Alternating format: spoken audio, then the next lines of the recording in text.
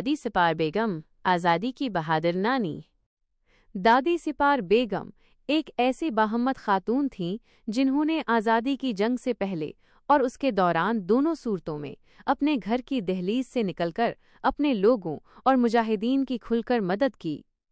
उनका किरदार मैदान जंग की लॉजिस्टिक्स, जंगी सामान की तरसील से लेकर हुकूमती नाफरमानी तक फैला हुआ है। 1. जंग में पत्थरों की सप्लाई, लॉजिस्टिक्स हीरो।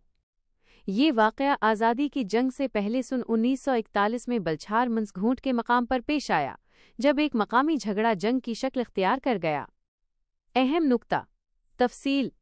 जंग की नोयत, ये जदीद असलहे की जंग नहीं थी, बल्कि लोग दिफा के लिए पत्थरों, डंडों और कुल्हाड़ियों पर इन्हिसार कर रहे थे। बुहरानी सूरत हाल। लड़ाई के बीच में एक नाजुक वक्त आया जब दिफा करने वाले मर्दों के पास पत्थर खत्म हो गए, जैसे फौजी के पास गोलियां खत्म हो जाएं, जबकि मुखालफीन के पास पत्थरों के ढेर थे। दादी का अमल।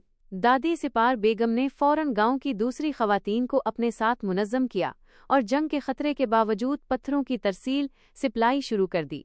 उन्होंने खवातीन की एक टीम बनाकर पत्थर उठाए और मर्दों तक पहुंचाए।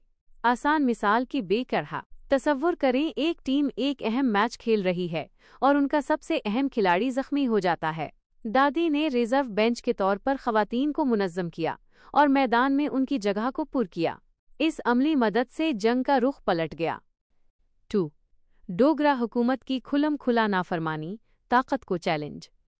ये वाक़या सितंबर 1947 का है, यानी आज़ादी की जंग शुरू होने से सिर्फ चंद हफ्ते पहले, जो उनकी जुर्रत और हुकूमत के खौफ को ख़त्म करने का सबूत है।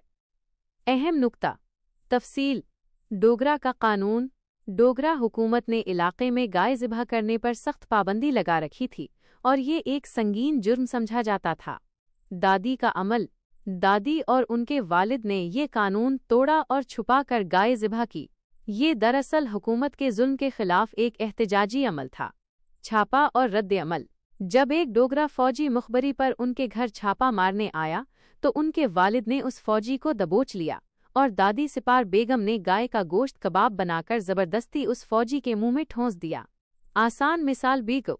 तसव्वुर करें कि एक फौजी आपके घर चोरी का सामान ढूंढने आए और आप न सिर्फ उसे सामान वापस करने से इनकार कर दें, बल्कि ज़बरदस्ती वही सामान उसे खिला भी दें।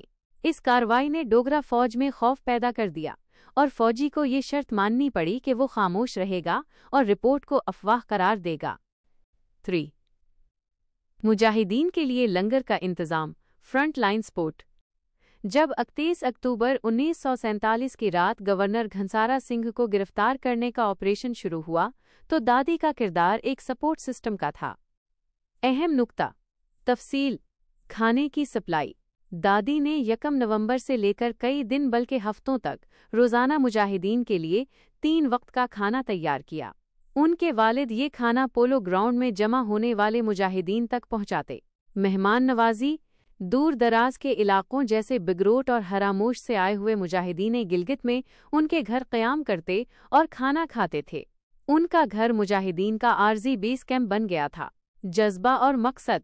दादी सिपार बेगम ने ये सब इसलिए किया क्योंकि इनमें पाकिस्तान बनाने का शदीद जज्बा था और वो अपने कायदे आज़म के ख्वाब को पूरा करना चाहती थीं। आसान बागापन मिसाल का। किसी भी जंग में सिर्फ हथियार काफ़ी नहीं होते। दादी सिपार बेगम ने मुजाहिदीन को खाना खिलाकर और पनाह देकर उनके हौसले बुलंद रखे और जंग को जारी रखने के लिए जिस्मानी तवानाई फराहम की।